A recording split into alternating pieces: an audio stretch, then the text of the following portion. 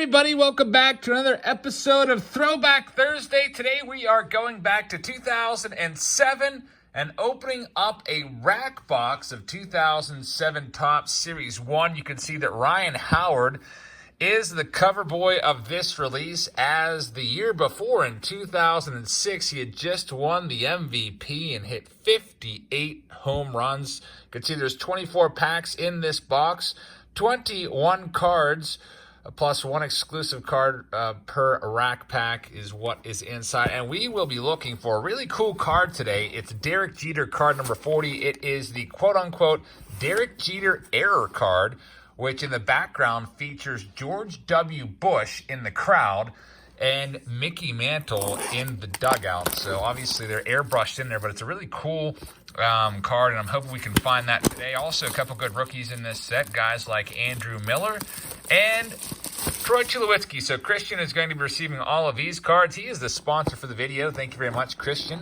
If you'd like to sponsor a video like this one or be involved in any of our case breaks, our live stream participants, that is all done on Patreon. If you'd like to sign up over there, it is $3 per month to have access to all of our breaks. We have a lot of breaks. Next week, we've got Panini Prism coming out. We've got Pro Debut coming out as well. I'm trying to get a case of Diamond Icons.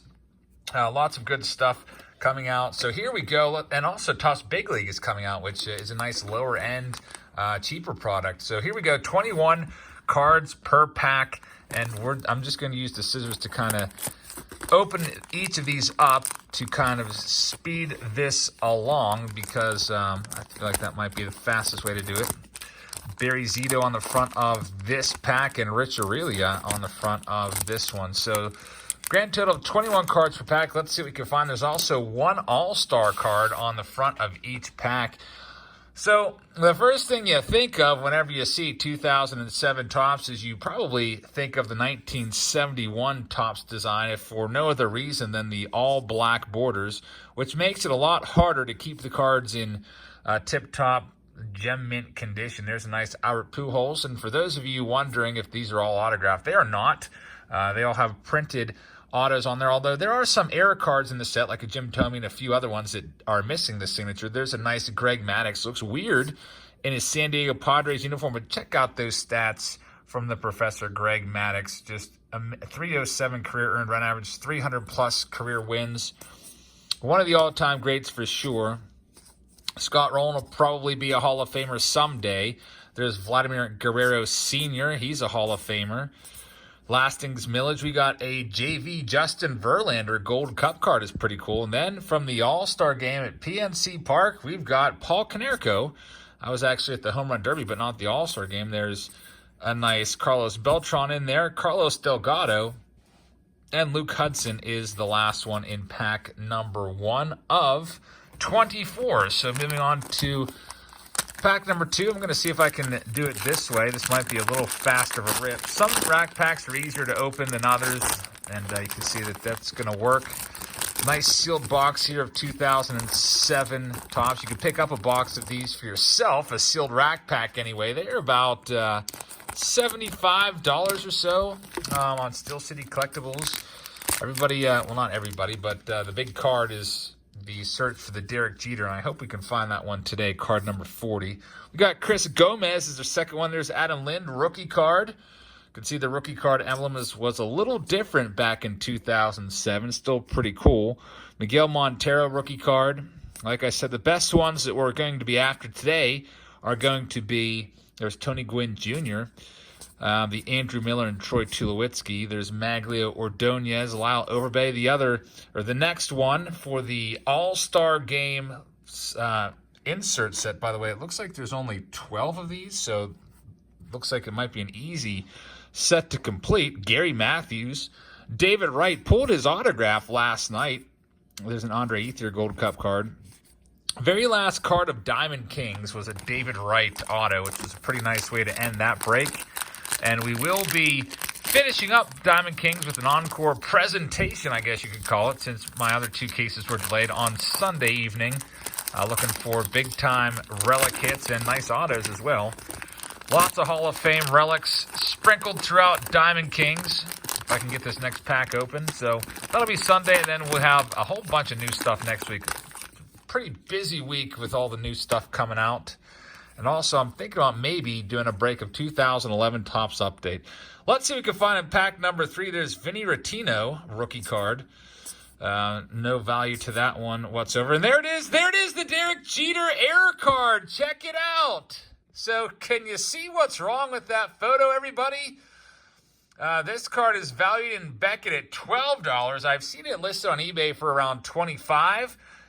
George W. Bush is in the crowd waving to the camera right there. And in the dugout, you've got Mickey Mantle holding a bat on his shoulder right there. It's a really cool card. Derek Jeter, card number 40. I wasn't sure if we were going to find this one today, but we got it. Very, very nice. Congratulations, Christian, on getting literally the best card you can find in the set, the Derek Jeter error card. Love it.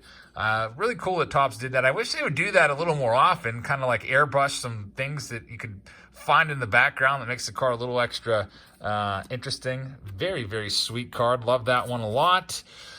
It's very quirky and cool. There's a nice Greg Maddux with the Dodgers. Let's see what else we can find. There's Hanley Ramirez, Rookie of the Year card. There's Chris Snyder. Prince Fielder Gold Cup card. His rookie card's in 2006, along with Justin Verlander. Jim Tracy making a trip out to the mound. Bobby Cox, Hall of Fame manager. And Pat Neshek, who loves to sign his signature through the mail. If you like doing TTMs, or if you're not sure what TTM is, it stands for through the mail, and you can send off your baseball cards to be signed by players, and they will send them back to you. Self-addressed stamped envelope. You send them a little note, a little thank you, send them a card or two, and depending on who the player is, you might be successful in getting that card back with a signature on it. I know Pat Neshek collects cards, and he's a big baseball card aficionado, so he loves sending his signature back. Here we go, our next pack. We have Joe Nathan Gilmesh, who I believe retired with a bunch of money left on his contract. Gave that one up because he just wasn't performing anymore. There's good old Jumpin' Jack Flash, Jack Wilson, a really great fielding shortstop back with the Buccos back in the day. Another ex-Pirate, Tim Wakefield, knuckleballer there. Had a lights-out rookie season, then a terrible sophomore season, and then you can see 561 earned run average after that. And the Pirates let him go to the Red Sox, and they gave up on him too early because despite having some years of 5 earned run average, he kind of really mastered that knuckleball in the early 2000s, and I was always in awe of seeing what Tim Wakefield could do and how he would make that ball dance. There's Carlos Beltran, Hall of Famer Roy Halladay. Classic combo right there, Derek Jeter and Bobby Abreu. Jeter's in the Hall of Fame. We're pulling lots of Jeters now. There's his gold glove card. That's our third Jeter. Vicente Padilla. You guys might remember the Padilla flotilla that was down in the, the left field corner of Citizens Bank Park, where they would all wear their sombreros and cheer him on. I always thought it was cool whenever certain stadiums or fan bases would have a large contingency of fans there to cheer on a certain player. We saw it with the King's Court in Seattle for King Felix Hernandez. What was it called? The K Court? I can't exactly remember, but they would hold up strikeouts whenever he would strike somebody out. Let's see what we have next for Christian. In our next pack, we've got Vladimir Guerrero Sr. leading things off. Hey, Mickey Mantle. So back in the day, back in 07, and I forget when exactly Topps lost the rights to Mantle, but Mickey Mantle was an exclusive card in pretty much all the top sets. I think they started this in 1996. Card number 7 was always dedicated to Mickey Mantle, and somehow, some way, Topps let themselves be outbid. There's a nice Chipper Jones for the rights to the Mantle estate. Now Panini has the rights to Mickey Mantle's likeness. So, unfortunately, we will not see Mickey Mantle in any Topps products until that contract is up and they can open it up again for bidding, and hopefully Topps gets it back. Just doesn't seem right that Mickey Mantle would go to Panini. Topps is his home. Happened back in the 50s, by the way. Mickey Mantle, you may recall, doesn't have a 1954 or 1955 Topps card because his rights went to Bowman those 2 years, and he is not featured on any Topps cards during that small stretch. Anyway, let's see what we can find next. There's Brad Penny leading things off of our next pack. Ryan Dempster. I used to like the way Ryan Dempster would set up for the pitch. You do that little glove wiggle.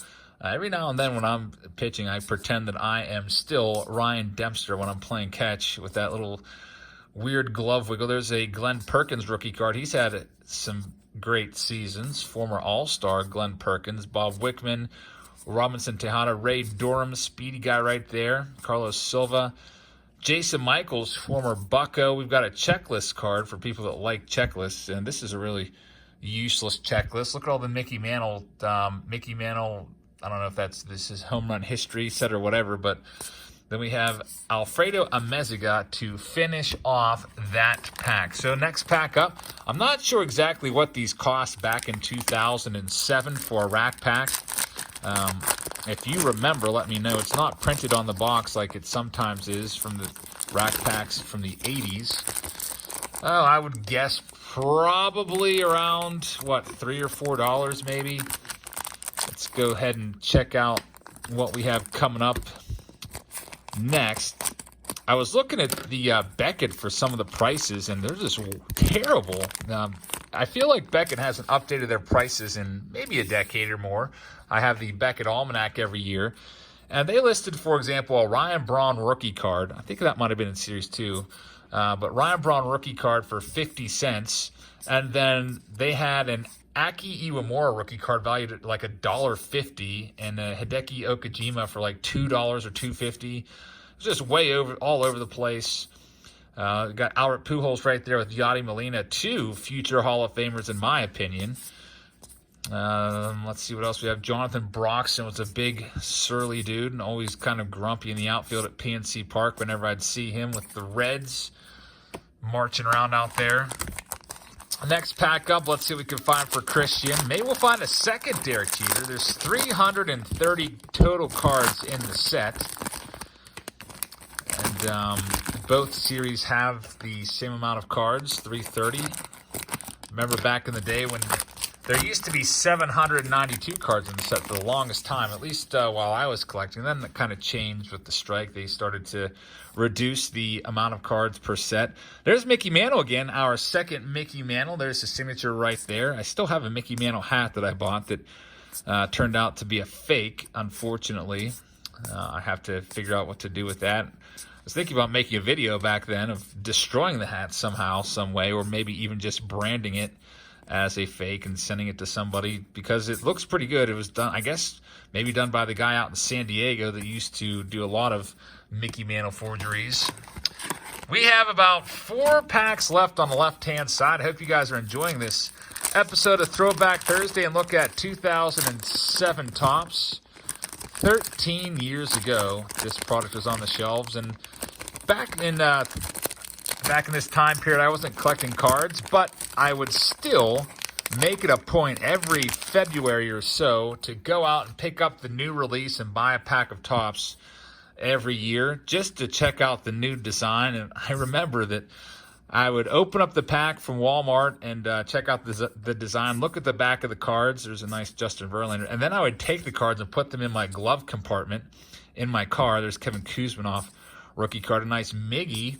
So I had a few different years of Topps cards in my old cars, like 2003 Honda CRV I had for the longest time. And when that car finally died, I had some various different years of Topps in there. There's Andrew Miller rookie card. So I mentioned that one earlier as one of the top rookie cards in the set, and there he is, at least in Series 1. The best card we already pulled, it was the Derek Jeter era card with George W. Bush and Mickey Mantle in there. Let's see what we can find next. We got Brad Penny on the back. And Eric Burns, kind of a all-out type player. Also a nice analyst that we've seen. Eric Burns. There's Jerry Owens, Craig Monroe, Dave Roberts, mostly known for one stolen base during his career. I wouldn't say mostly known, but that was like his defining moment where he stole second base to help the Red Sox come back against the Yankees in the ALCS. There's Dontrell Willis. There's the Eric Burns, Chase Utley, Armando Benitez, Zach Duke. That's an early Zach Duke card. I think it's a second-year card. Chipper Jones again. Chris Carpenter. And there's future Hall of Famer Kurt Schilling. He'll get in someday. Probably next year, actually, as his vote totals keep on increasing year to year. All right, so our next pack, we've got Chuck James on the back. There's Sean Don't Call Me Chone Figgins coming up after that. And Eric Chavez. It's the back one there. So let's take a look at these. There's Pudge Ivan Rodriguez, arguably the best catcher of all time. Some people consider it to be Rodriguez. Some people consider it to be Johnny Bench. Some people might consider it to be Piazza or Yogi Berra. There's Rich Hill. He's actually still around and pitching. Some of these guys have kind of faded off into the sunset, and we haven't seen them anymore. Guys like Sean Figgins, Alex Cinterone, Chad Tracy. Some are still around, like Anibal Sanchez. And there's Eric Chavez, who will probably be a manager someday. Really a good young mind in the game. When I say young, yeah, he's probably like 40 years old, but he's probably going to be manager at some point. I've seen his name in the running for several managerial vacancies this offseason. Man, I just love opening rack packs. Got to use the scissors for this one. All right, here we go. Next up, we got Hall of Famer Mike Piazza. Just mentioned his name earlier. Always looks, to me, he looks really weird in an A's uniform. I'm used to seeing him in Dodgers and Mets mostly. He also played for the Marlins for like a super short amount of time. You can see right there. Only played 5 games for the Marlins in 1998 as they've acquired him, then flipped him after not too long. There's former Bucco Rob Makoviak. Had one of the all-time great moments at PNC Park. Frank Thomas. I think Makoviak hit a walk-off home run on his newborn's birthday or something like that. Philip Umber, rookie card. I believe he threw a no-hitter. There's Ichiro, pulled his autograph out of the Tier 1 break, which is really awesome. There's Jason Grilly, a.k.a. Grilled Cheese, and there's Ivan Rodriguez with the Detroit Tigers. So we're halfway through the box. It's a long one today with all the rack packs that are in here. Now, for autographs, in 07, autographs weren't all that prevalent. There's like a highlights autograph set in 2007. I highly doubt we're going to find any autos in here. They would come along a few years later, popping up maybe like one per box. I can't remember exactly when TOPPS started doing that. It may have been 2010. I can't exactly remember. I wasn't collecting then. There's Troy Gloss with the Jays. Armando Benitez again. Jeff Kent, by the way, should be a Hall of Famer. Most home runs all time as a second baseman, and he has been kept out. Jeff Kent also was a very, I don't want to call him a rude dude, but he was not a media darling, to say the least. I guess he didn't really like to help out reporters with their stories too often, so they're getting him back, I guess, by not voting for him. Some of these reporters have axes to grind with former players, and I don't know. That's just the way it goes. Joe Creedy, there's the Yankees team card from 07. You can probably see some all-time greats in there, like Mariano Rivera. I see him right there in the middle. Other guys like Derek Jeter are in there as well. I see Tony Pena right there in the front row. Pretty cool. See how many, pause that and see how many of those guys you can identify. Let's see what else. We're starting to see a few doubles. There's the AL Most Valuable Player, Justin Morneau from 2000. Was that 06? There's a nice Carlos Delgado, another guy that should maybe have gotten some Hall of Fame consideration but fell off the ballot way too early. And this guy's getting some Hall of Fame consideration now. Gary Sheffield creeping up. I think he was in like the single digits when he first went on the ballot, and now he's up around the 30s. Maybe someday we'll see good old Sheffield in there. Of course, a lot of people speculate that maybe he had been juicing and using steroids, but I don't know. There was an awful lot of folks doing that in the 90s, unfortunately. Some of them likely already are in the Hall of Fame. So we've got Conan the Barbarian, Jeff Conan on the back, another Frank Thomas in a Blue Jays uniform, which, again, just doesn't look right. There's Johnny Damon in a Yankees uniform. It took me a little while to get used to Johnny Damon with short hair after he played those years with the Red Sox. He had to go to the Yankees, and the Yankees have a strict no facial hair and clean cut policy. So you had to cut off the locks, trim up the beard, actually shave it all off. I guess you're allowed to have a mustache, but it looked a little weird to me. It took me a really long time to get used to seeing Damon after that kind of caveman appearance that he had with those Red Sox in the early 2000s. All right, here is our next pack for Chris. All right, so on the back, we have Jose Valentin, and then we have John Lackey. Speaking of the Red Sox, I always hated John Lackey. I don't know why. Maybe it's because I've seen him get frustrated and show his emotions towards teammates on the field at some points in his career. There's Andrew Miller. Always kind of seemed like, I don't want to say a jerk, but definitely a competitor out there for sure. And I guess Lackey was also involved in that whole chicken and beer scandal that the Red Sox had that might have led to Terry Francona being dismissed, where certain players would go in the dugout and instead of focusing on whatever the task at hand was, they would just eat chicken and drink beer. And I think he may have been one of those. That was a long time ago, so I don't remember exactly the details, but I do remember it was the Red Sox. Got Mike Redmond, former catcher, on the back. In that middle stack, there's Jake Peavy, who would go on to win the Cy Young Award in was it 07, if I'm not mistaken? I know he won one of those Cy Young Awards in the 2000s. Maybe I'm deciding if it was Jake Peavy or Brandon Webb. 06 Cy Young Award winner was Johan Santana. He doesn't quite stack up to be a Hall of Famer, unfortunately, because his career was cut a little bit short. There's 2006 Rookie of the Year, Jason Bay, I think. Nice card right there. Maybe not. Maybe 2000 and I can't remember now. He was the Rookie of the Year, 04, I think, actually. Mike Lowell, Phil Nevin, and Oswaldo Navarro. Rookie card is the last one. Still haven't seen the Troy Tulowitzki yet. Well, I guess Christian's going to probably have all 12 of these exclusive All-Star cards. He'll have the whole set of those for Series 1. They loudly advertise it on the front of each and every pack of 07 Topps. Let's see if I can get this last little stack out.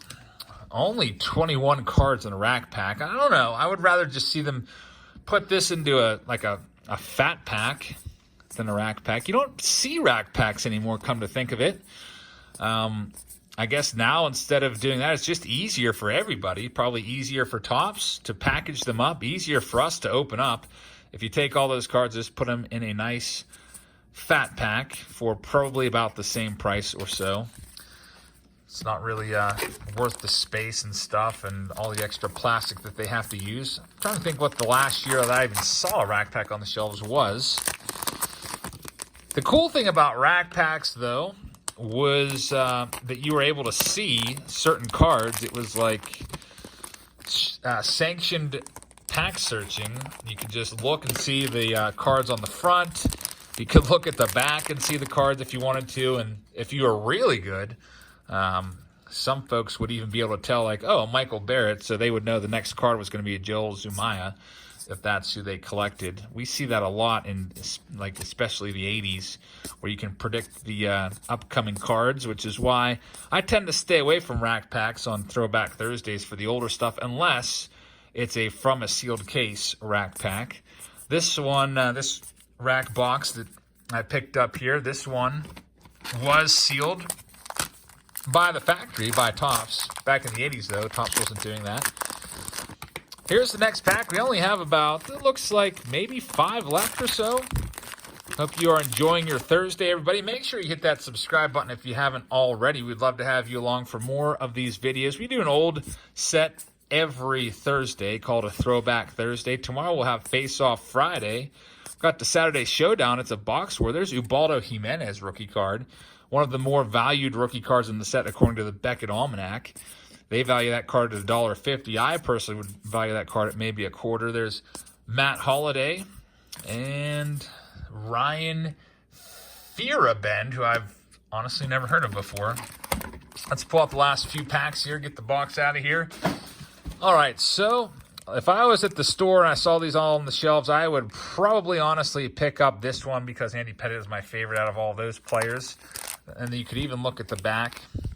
And, yeah, Freddie Sanchez is on the back. So I'm sure that people back in the day would look for the Derek Jeter card number 40 and hope that it was an error card if they saw it on the back. I'll show you that Jeter card once more. I think that card is just so cool. I used to really like error cards when I was growing up. I would always hope to find one of them. Back in the 80s, there was lots of error cards that, you know, a lot of them were uncorrected errors, unfortunately, which didn't create any extra value. There's a Billy Wagner, by the way, who should be a Hall of Famer in my opinion. Maybe one day he'll continue to increase his support and get in there. There's Delman Young rookie card, David Murphy rookie card, Jason Varitek. We got Ryan Braun, and speaking of error cards, that is not the Ryan Braun that I was thinking of. That is the pitcher Ryan Braun. So that explains why there's a 50-cent Ryan Braun. That is the pitcher, Ryan Braun. I totally forgot there's a pitcher named Ryan Braun for the Kansas City Royals. Well, I retract my statement about Beckett. Actually, no, I don't, because they still do that all the time. Their prices were still way off. I think the Andrew Miller rookie card's valued at like 50 cents, and they have Aki Iwamura for $1.50. Makes literally no sense to me. I feel like there should be some sort of like, I don't know, algorithm or something that they could just, for players that go up, they should be able to just, I don't know, increase the card by a percentage rather than going back through every single card and changing the price. But anyway, there's Moises Alou. Anytime I see Moises Alou, I always think of Steve Bartman, and probably a lot of you do as well. The Steve Bartman incident. If you're new to baseball, he was a Cubs fan that was sitting down the line in the NLCS Marlins versus Cubbies, and interfered with a foul ball that would have been caught by Moises Alou. And Alou absolutely lost his mind and yelled at Steve Bartman, and people started throwing stuff at Bartman. And the Cubs would go on to have a terrible inning. Instead of being out of the inning, they would go on to give up a bunch of runs. Mark Pryor would just kind of like implode on the mound. I think Alex Gonzalez booted a ball, and unfortunately, the curse of the Cubs, the Billy Goat curse, was in full effect after that. There's Fred Lewis rookie card. Remember him mostly with the Blue Jays. There's the Troy Tulowitzki rookie. So now we got the Tulo and the Andrew Miller. Very nice. There's Delwyn Young rookie, used to be a former Pirate. Had some pop for a kind of a little guy, I guess. Never really translated much in games. There's the Cover Boy 2006 MVP. Ryan Howard, and here's our last pack. David Wright on the front. Carlos Beltran, CC Sabathia. So right there, you got really three solid players. He's going to be a Hall of Famer. He probably may have been, but maybe not now with the whole cheating scandal. He would have been, for me, he was a little bit borderline, but he had a shot. David Wright, no. And on the back, you got Hall of Famer John Smoltz as well. So this is actually maybe the pack that I would buy if I saw these laying all out at the store. All right, so thank you again for being here, everybody. I hope you hit that subscribe button. Please like the video, and I hope you guys have a great rest of your Thursday. Let's go ahead and finish this off. There's CC Sabathia. He'll be in the Hall of Fame someday. He's got very similar numbers to Mike Mussina. Jose Valverde, former closer. Manager card of John Gibbons. There's the Machine, Albert Pujols. Joe Blanton, Adam Everett, John Smoltz, Hall of Famer John Smoltz. Love that card a lot. Dan Ugla, great number 5 pick. Rule number 5 pick, one of the best Rule number 5 pickups of all time. Ian Kinsler and J.J. Putz is the last one. Putz. There's the Derek Jeter. Take a look at it one more time. Christian, congratulations on finding this card. George W. Bush and Mickey Mantle error card. Really cool stuff. I hope you guys like this episode of Throwback Thursday 2007 and Topps edition. Again, we'll be back with a lot more videos for you guys going forward. So make sure you hit that subscribe button. Please hit the thumbs up button, and I will see you all tomorrow. Good night, everybody.